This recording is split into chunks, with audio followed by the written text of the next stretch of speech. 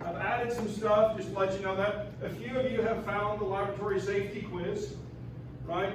But I thought I would show you where that's at, and that's in this week's assignment. We also have a bookmark which has a video, right?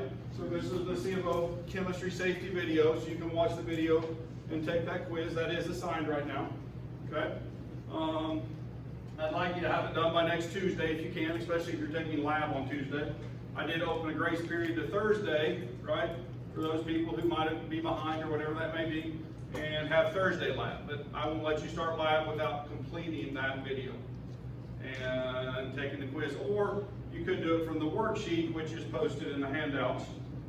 And so if you go down the handouts and you scroll, whoops, I went too far, my bad. The lab safety sheet has the answers on it too, so you could do it either way. I've actually posted a second video that I need you to watch. And so if we go back to bookmarks, I apologize.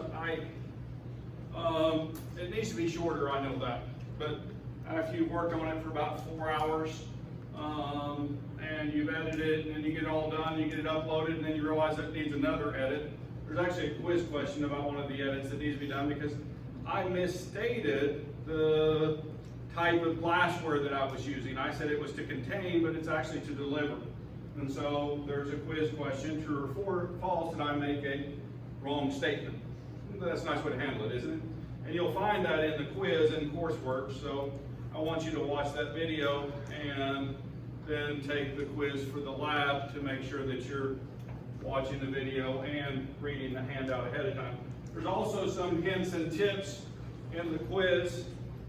There are certain things in the lab handouts. I still am carrying one around. And so there is a section that's called the table of reagents, okay, for example, and it has amount needed and amount used. So when would the amount needed be filled out? Before you come to lab, right? Now you're asking why we didn't fill that out. Well, because I'm trying to force you to read the lab. You guys with me? And so to find out how much you're going to need to use, you'll have to go and read the procedure ahead of time. Right? And then, to make things worse, for example, for one part of the experiment where you're doing the unknown, and I also say this in the video, so if you watch the video, but I start the first weight with 1 milliliter, then I add 2 more, so I have a total of 3. And then I add 3 more, so I have a total of, and then I add 4 more, so I have a total of, and then I add 5 more, so I have a total of 15. So that means that I would utilize 15 milliliters of that unknown liquid, but actually, if you read, it says to put more than that in your burette, right? Because you need it to, number one, clear the tip with the bubble, okay? And you need to have more than that 15 milliliters because some of it is not marked in terms of volume. So anyway, so it's a little bit larger volume, but about 15 milliliters, right? I would accept that, okay? That means you read ahead, you knew it, those types of things.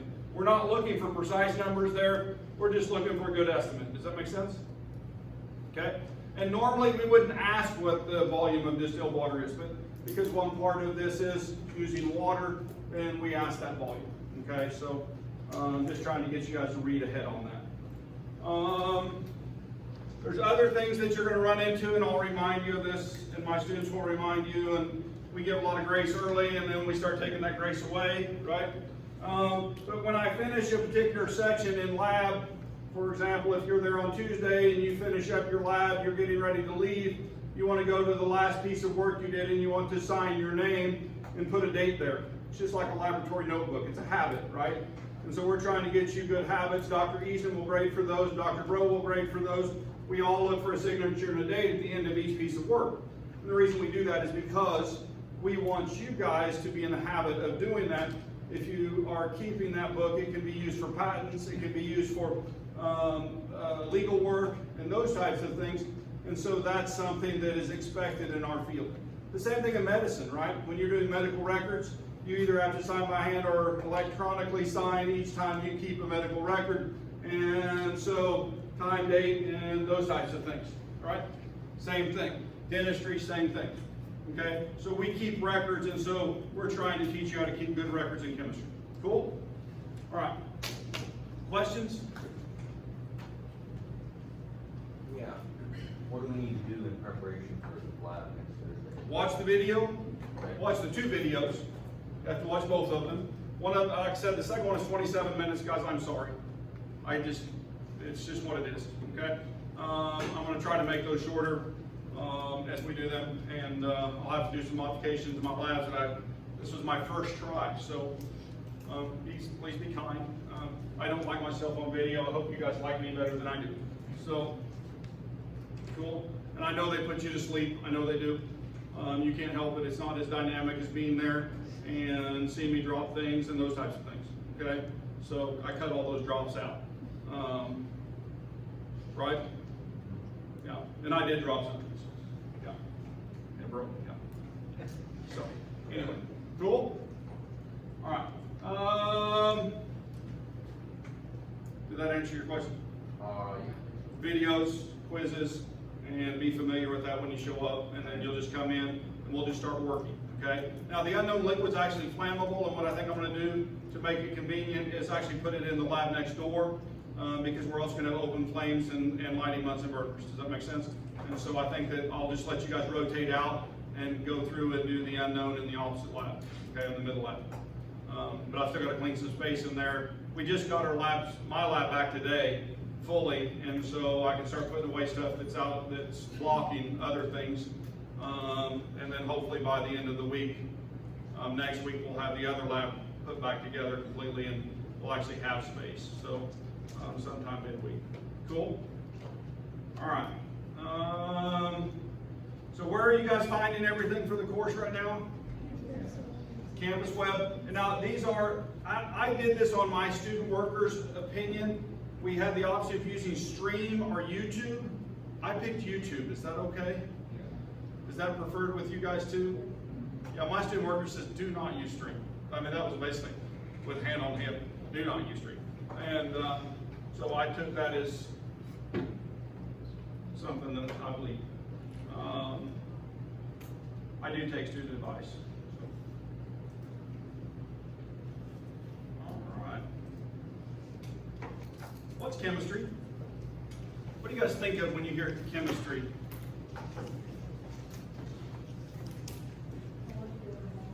Molecular bonds. Chemicals, yeah. Elements. Chemists see the world, I think it's differently than everybody else. I really do. When I'm looking at this material on top of this counter, I see an epoxy, okay, which is made up of a specific type of chemical linkage, right? And which makes it very hard, very durable, and impervious to most things, right? You guys with me? And then I see wood, and I see bonds there. I see long chains of, well, it's a polymer too. This is a polymer, and this is another type of polymer. It's cellulose, isn't it? With some lignin in it. And I see those molecules in my brain. I actually mentally picture chemical structure sometimes. Does anybody else do that? Am I the only one that does it? I see structure. I mean, I really do. It's a weird thing, but I'm looking at light, right? And I see the lights in this room, and I think, oh, that's white light or close to it. And then I think there's a spectral output of that. And because those are now LED, it's different than what it used to be, right? In fact, we'll do an experiment where we'll look at those lights and other lights in the room and look at spectral output, okay? So that's something to look forward to. And you say, well, what is chemistry? Well, it's the study of those physical processes in the world, isn't it? And what things are made of, how they're made.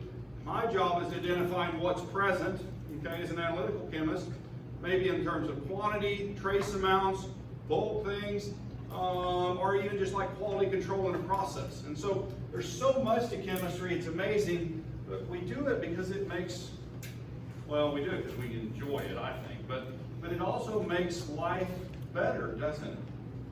I guess. I mean, if you look at lifespan alone, right, what has lifespan done as we've moved into the modern world? Hugely increased. Why? What are the things that have happened? Why have life knowledge has improved, right? But what about protection from things like our food from bacteria, right? So all of a sudden, containers. Well, what about plastic containers? Have they changed the world? Now there's another polymer type, well, multiple types of polymer, right? To make containers to put food products in and to seal out things from the outside world, right? Or what about medicine, right? If we start thinking about medicine and those types of things, we have structure up here, and this is acetylsalicylic acid. It's actually a quite famous molecule. Anybody know who did the original synthesis, the chemist? Kind of an interesting story. His father had rheumatoid arthritis, and there was a natural product that worked to help with the rheumatoid arthritis pain, and it was actually originally from willow bark. Okay, it was called, well, the chemical name is salicylic acid. Okay, salicylic acid. And so salicylic acid is, well, if I'm looking at the structure of the molecule, I can see that there's an ester right here. Okay? And in place of this portion of the molecule, there's actually an OH group in salicylic acid. Okay? So that OH group is toxic to your stomach lining and causes ulceration, stomach ulcers, which are as bad as the pain from the rheumatoid arthritis. You guys with me? And so what Bayer did was he took that molecule and he replaced the hydrogen with this functional group. It made it less toxic for the stomach lining. So you could take a larger dose without damaging your stomach. Now, can you still ulcerate from taking too much aspirin? And the answer is yes, absolutely. Okay? And so this molecule was made in that way for that purpose, but what we did was we actually made better molecules. Okay? What are some of the other molecules we use? Well, in fact, we can start looking at another thing in terms of chemistry. And so we move into the world of biochemistry right here. Okay? And this is the COX-2 protein. Okay? Now the COX-2 protein is really important in chemistry, well, in body chemistry, biochemistry, because it's the one that controls fever, pain, swelling, those types of things, right? Well, in fact, you guys see the red molecules in there? That's showing acetylsalicylic acid inside of those pockets. You guys with me? And so what it does is it locks the active side of the enzyme so your fever doesn't get as bad and your swelling doesn't get as bad. What other molecules might fit in that pocket? You want to guess? Ibuprofen, right? Advil, right? What's another one that might fit in there? Acetaminophen, Tylenol, yeah. So now they work a little bit differently mechanism-wise, okay? And so, but they all interact with this system that we're talking about right now. Okay? Now they've even made some super molecules, naproxen, for example, right? That stay in the pocket for longer periods of time. Right? There's other ones. Now, they also have effects on other systems, and some of them have shown to be toxic. Is that bad? Sure it is. When you have some toxicity involved. Wait a minute. Is there toxicity involved with aspirin? Can I take too much of it? Yes. Different mechanisms. There's a long term with the ulceration, but I can also take too much as a single dose. Right? Just like most molecules. But chemistry has given us things to help reduce fever. Right? We also can make molecules that act as antibiotics, right? That prevent the growth of a bacteria. We can specifically target different types of bacteria based on the mechanism that we want to stop with it. And in fact, we now have computers with programs on them where we can actually build whole proteins from their structure. We do a process called protein crystallization. We can then build a model of that in a computer, and then we can start looking at molecules that might fit in that. So we can eliminate having to synthesize structures and just randomly trying them. we can have a good guess before we ever get there. We can screen, is the word, for molecules that might be effective for that particular structure that we're trying to inhibit or we're trying to activate sometimes, and those types of things. Now, medicine's actually even going farther now because we've got some of our first gene therapies going on, right? And we're starting to correct health problems that have never been able to be corrected before, but it's because we have such a strong understanding of chemistry, right? We can provide medicines to extend life and those types of things through chemistry. That's why it's so cool. That's why we study it. This is just one small example, right? Look at rocket fuels. Elon Musk is going to put a colony on Mars. He says he is anyway. I just throw him into conversations randomly because, I mean, he's the most outrageous billionaire I know, right? Yeah, I think so. So, but his science thought, right? His use of the scientific method to develop ideas, right, and turn them into something that works. Well, but in reality, how many people have seen the scientific method listed like this over and over and over again in textbooks? I think this is wrong. Okay, now don't get me wrong, I believe there are experiments, I believe there's results, I believe there's a hypothesis for any given experiment, and I believe that there's theories that develop out of things where the experiment repeats over and over and over again, right? But in reality, doesn't it look more like this? We can step in at any place, right? We have inductive and deductive reasoning that is involved in all of this. And with that inductive and deductive reasoning, then we can develop ideas, right? Make predictions about what's going to occur, do the experiment, take that data, classify it and organize it, and then we just kind of loop right back and we take that to build on what we know. In fact, I love the statement that our society today stands on the shoulders of giants. Okay, and there's many of them. Many, many, many giants in every field. Right? Some of them are recognized. Einstein, if I drop his name, anybody not know that one? Right? Albert? Yeah. Some of my favorite quotes come from him. He's highly sarcastic too. Did you guys know that? Yeah. So. All right. Or was highly sarcastic. I shouldn't say it that way. Yeah. Changes, right? Changes. Chemical, physical.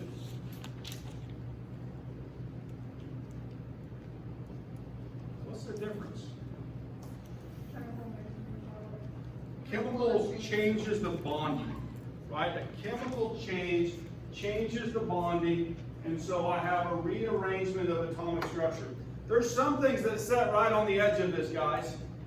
Okay? Because we're going to make a molecule in lab next week, a thermochromic compound, and there's a structural change that occurs, but all it is, once we get to the reactive product, is a temperature change here. So it's a different color depending on what the temperature is. You guys with me? But it's still a structural change, so because of that, it would be classified chemical even though it's reversible. Right? Or is that a physical change? I love to just leave that one hanging because I think it's chemical, all right? My expertise says that's chemical. But in reality, we're looking for one thing starting and to make something else, okay? So if I have sodium metal and chlorine gas, I put them together, they react, we make sodium chloride salt. Okay, you guys with me? Yeah, it really happens that way. So, or an ionic compound. So we have a rearrangement of atomic structure. Now, there's another, can we have nuclear changes? In a sense, with nuclear chemistry, we can have alchemy. We should throw that out there and think about that because we can cause something to turn into something else through insertion of a neutron or a proton, and then let through decay, and then we can make other elements. Right? It really happens that way. So that's something we'll talk about late next semester. Right? But we will cover it. All right. What's the matter?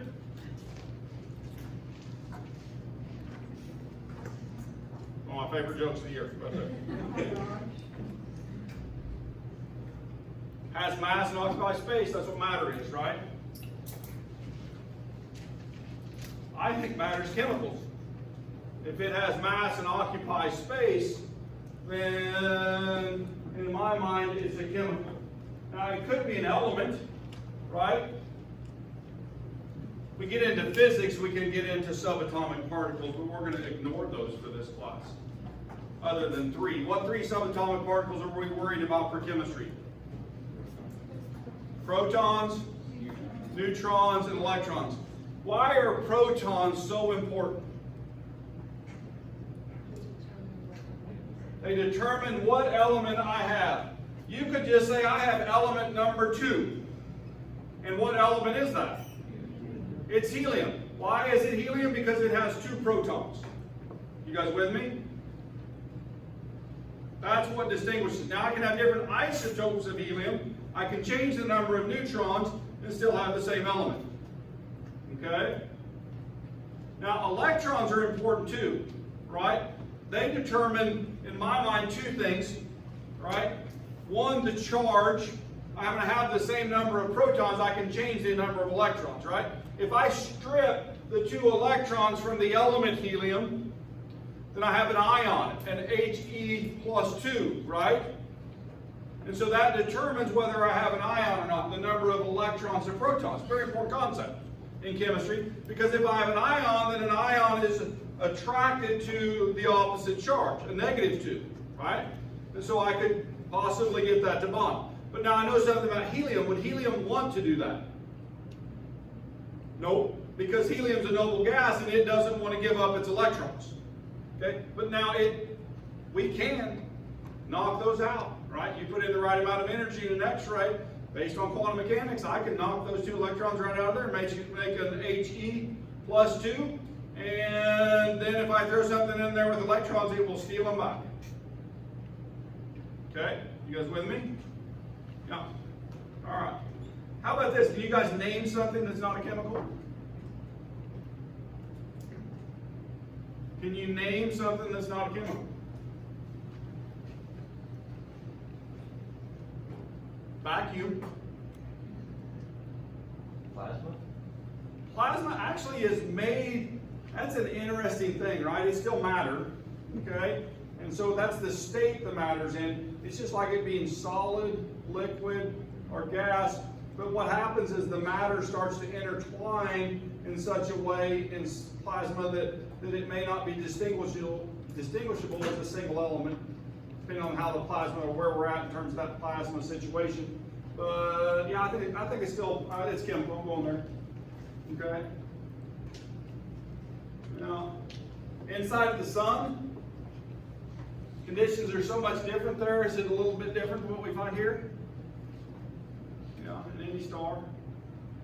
So this isn't really just clear cut. There's some things that are out there. Electrons, when they're flowing by themselves down a wire, or through electricity. I don't know.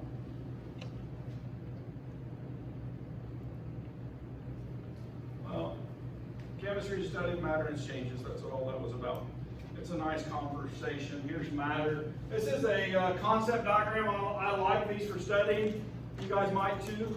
I'm looking up here. I've got matter as pure substance or mixture, so it's kind of organizing it, right? And if I have a pure substance, then I can either have a compound or an element, right? And if I have a compound, then, well, we can start naming molecules. H2O, 2 hydrogens and 1 oxygen. Glucose, which has carbons, hydrogens, and sugars, right? For each carbon, there's a H2O molecule, CH2O. And if I get into the elements, obviously we can pick all those off the periodic table. Now, these mixtures, right, I can have heterogeneous and homogeneous. What do those 2 words mean? What is homogenized milk? It's the same throughout. Homogenized milk means that the cream does not rise to the top, right? You guys with me? Is education homogenized anymore? It actually is in my mind, okay? So We don't allow, well, actually that's not true. Do we still honor people who are exceptional students with awards and those types of things? Yeah, we do. So maybe not in some ways, but in other ways, yeah. We're trying to get everybody a good education, all right? So just let you know that. That's my plan, is to give you more chemistry than you started with, okay? I always tell you sometime beginning of the semester, I don't care what your grade is. Doesn't affect me. I want it to be an A for everybody, okay? You guys with me? But that's not nearly as important as that you have more chemistry at the end of this semester than you started with at the beginning. Okay? And that I can take you to a new place that you haven't been in chemistry. Cool? That's my goal. And if we can do that together, then we're making progress. Now, it doesn't guarantee that you'll get an A. There's some people who are starting at a weaker place. Okay? We have a heterogeneous mixture of students up here with different backgrounds. Okay? And you guys are starting in different places. And so to end up right at the end at the same place as everyone else, well, that's what I would love. Okay? It may not happen. Okay? So just throwing it out there. But heterogeneous mixtures, well, we can start isolating those. All right? What about the concrete in this block? Heterogeneous or homogeneous? You've got the cement, you've got the sand, aggregate, whatever that is. You've got some water in there. Is it even throughout? They tried to even enough. The surface looks even, but it's really probably not, right? You guys with me? All right. So I might ask you to identify that on a test, right? Soup. I ate a bowl of soup today. It had vegetables and meat and lumps and chunks. Could I start isolating each vegetable? Yeah, I'd make it more homogeneous than what it was. Yes.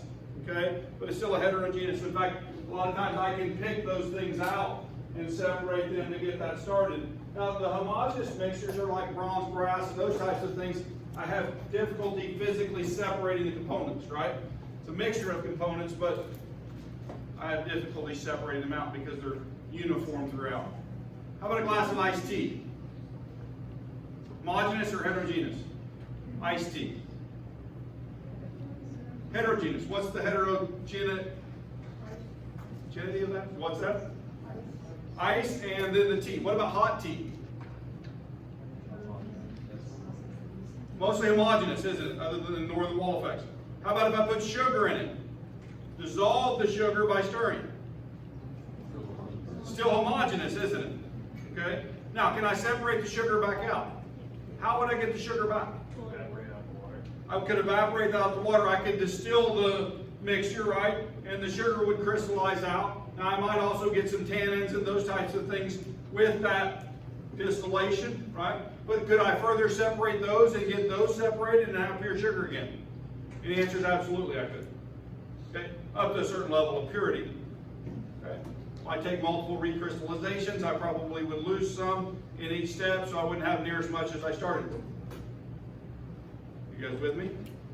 So we have to consider those things. So matter, study of matter, all right? Matters is chemical compounds or elements, and our world is made up of these different things. And so then we start studying those for physical and chemical properties, right? And so we use our knowledge, right, to do things, right? Fun things. Physical properties include density, solubility, boiling point. In fact, we're going to use one of those in lab this week. Has anybody figured out which one we're going to use?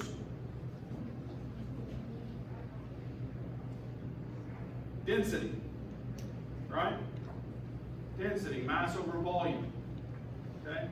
It's specific to any particular compound, right?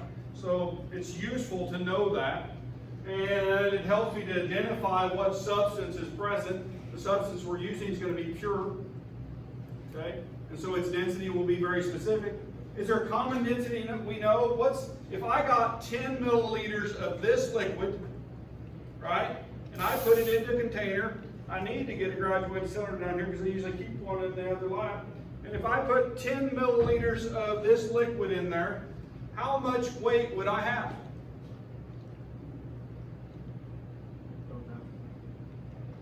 What's the liquid? It's water, right? Water has a known density, right? It's approximately 1.00 grams per milliliter. So if I have 10 milliliters of that liquid times 10 milliliters, the milliliters cancel, how many grams would I have? 10 grams. Right? Cool? Yeah. So the density of that liquid is very close to 1. It identifies, it's one of the identifying factors of water, right? Now if I go to the chemical side of that, and I have water as hydrogen and oxygen, can I separate those? Through chemical change I can. Process called electrolysis, right? Decomposition of H2O. I can take the H2O molecule and turn that into H2 and O2. And in fact, it's in a 2-to-1 ratio. Did you guys know that? Yeah, that's how we know the composition of water. And so that's another property of water that we can use to look at that material, all right?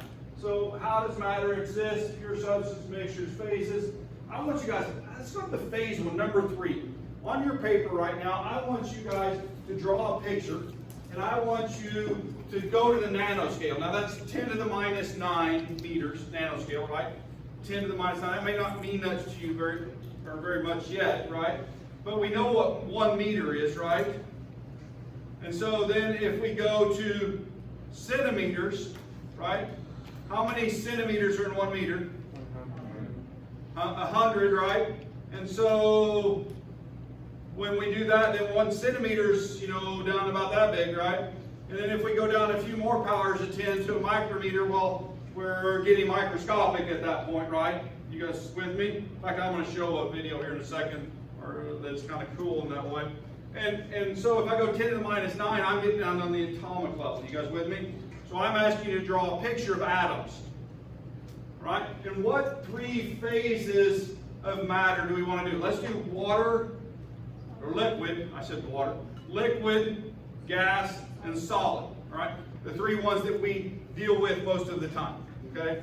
We're not going to do liquid crystal, we're not going to do supercritical fluid, we're not going to do plasma, okay? We're going to stick with those 3. I want you guys to draw what you would think. So put a box for each, right? So on your paper, a box for each, and solid, liquid, gas. Now, I have a question. Why can't my eyes see atoms? I'm going to ask that right now. What do my eyes use to explore the world with? Light. Okay? Do light wavelengths, right? Do they, wait a minute, I used the word there, length, right? Light waves in the visible part of the spectrum will not resolve an atom, right? The frequency or the length is too long, is the way I should say it, right? It isn't frequent enough to see them. I actually have to go down in the electromagnetic spectrum to see individual atoms to the X-ray part of the spectrum, right? Which has much shorter wavelengths. You guys with me? Okay, so that's why I can't see them. So you're doing abstract thought here, and you're putting a picture of what you think atoms look like as solid, liquid, and gas, right? So I bet you a lot of you out there going, I use like little circles, right? And so there's my atomic solid. What do you guys think? Something like that? And gas is pretty easy too.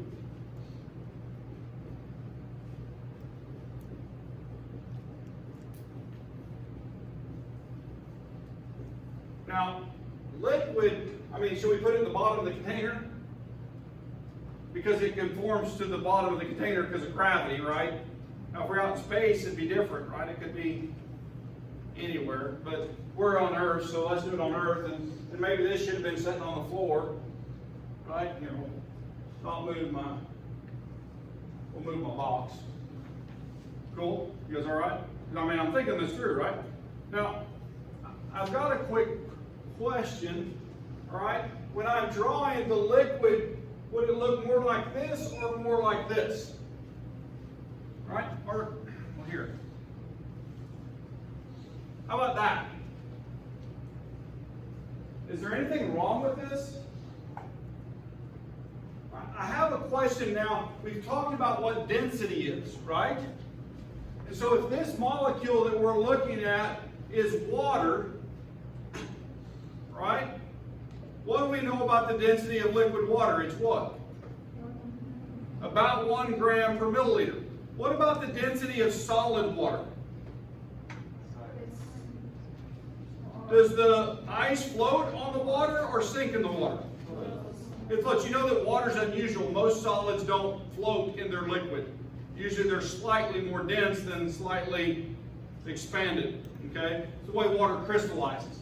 But in reality then, if I'm drawing this, then should the liquid molecules be very close together?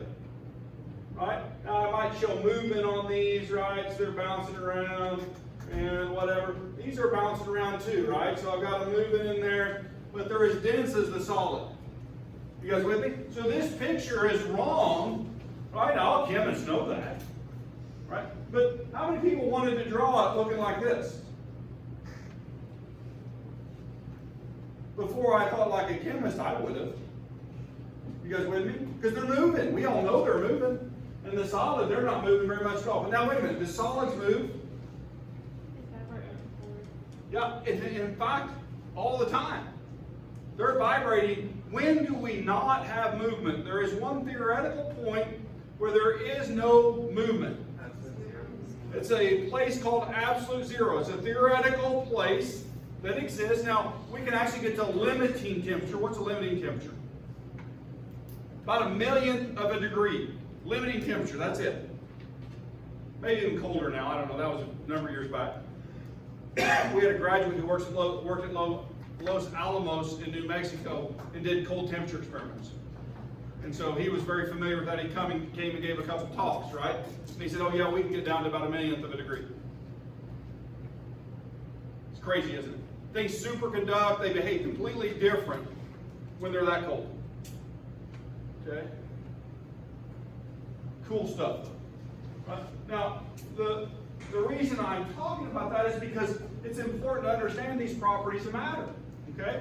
And if we could superconduct, if we could build a room temperature superconductor, one of you guys, right, build a room temperature superconductor, it would operate, be easily made.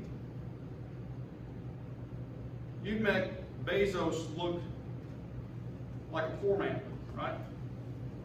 As my son said the other day, though, Dad, you're closer to being a millionaire than Jeff Bezos is.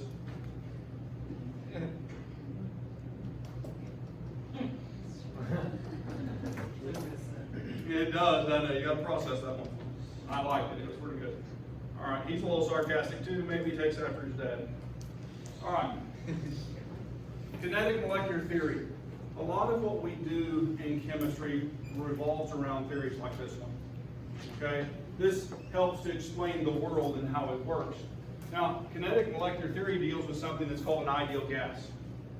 Now, at room temperature, real gases work like ideal gases. Okay? At room temperature, ideal gases and real gases have close to the same property. They are slightly different. If you take our PChem course, physical chemistry, then you'll do an experiment in which you'll explore those variations of real gases from an ideal gas. You guys with me? All right? So we address this later on in chemistry. But this is your starting point because I can do cool calculations to get there and then start putting in, when I get to the mathematics, I can put in factors which account for real gases, well, and the type of gas they are and those types of things. So kinetic molecular theory says that gas particles are in constant random motion. And so they're moving all the time, all right? They're bouncing around. If I sprayed some nice, pleasant smelling stuff in the front of the room, would it move to the back of the room in time? Yeah, those aerosols would move with the molecules that are in here. It happens. It diffuses. That's the word. Okay? And because those are moving and bouncing all the time. Particles move in a straight line until they collide with the container walls or another particle. Most of the volume, what's between the gas molecules? For this class, it's what? Nothing. Empty space.